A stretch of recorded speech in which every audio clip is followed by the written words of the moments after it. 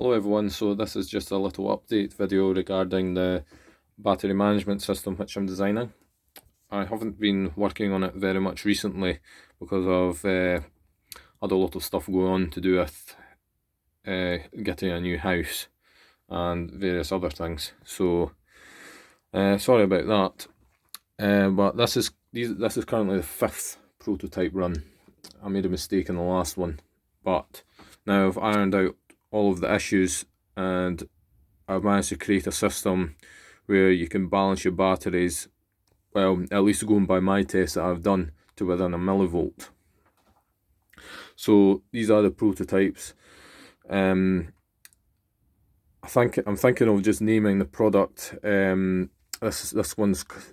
ones are CPM1A P04, P04 meaning prototype number 4.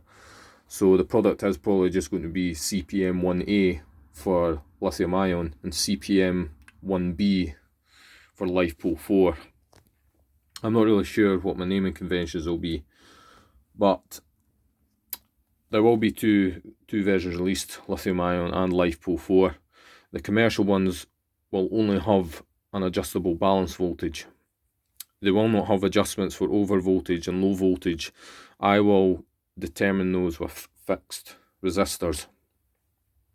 And the reason for that is mainly just to save cost, because currently if I was to give it full adjustment, you'd be looking at about at least £8 per board, and that's not including postage costs.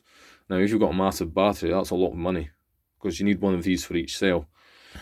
So by taking out 2 of these potentiometers, now these are Born's potentiometers, these are not the cheap Chinese ones, I can save quite a lot of money and get the product to you guys cheaper.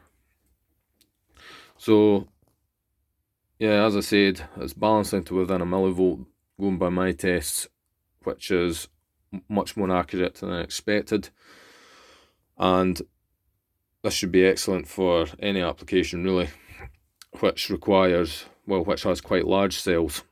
So if you've got some sort of electric bike or something which is just using like maybe just individual 18650 cells in series, then this is obviously not going to work because it's just too big and clunky for that. This is for bigger, heavier stuff. So the way it works is there's an isolated connection on here. This is totally galvanically isolated from the battery. So when power is applied, it's just going through an isolated connection through an optocoupler, which then lets the board switch on, but also coming back through this daisy chain connection are signals for when it's balancing. You'll get a signal for balancing, you'll get a signal for when there's an over voltage, and a signal for when there's an under voltage condition. And I'm going to design a central unit to handle those, and it shouldn't be that expensive, so that as soon as a cell starts going above 4.2 volts, it will just cut off immediately. It will trigger a relay which you can connect to the power supply end of your charger, the mains end of your charger, or whatever.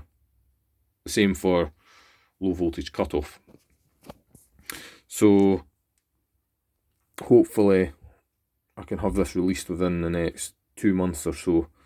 But I'm going to be moving into a new house, so that's going to take up a fair amount of time, so I really don't know at the moment, but that's how it's going just now.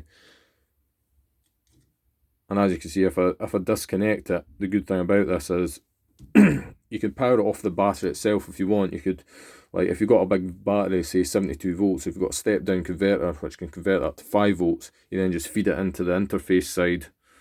You can still power it that way if you want. You don't have to use a separate battery at all, since the ground for this is totally separate from the ground for that.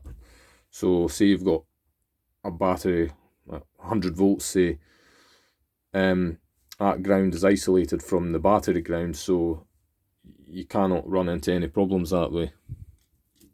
And if I disconnect the power to that, the whole thing goes dead, and it consumes absolutely no power at all in this condition. So you can store your battery away as long as I like.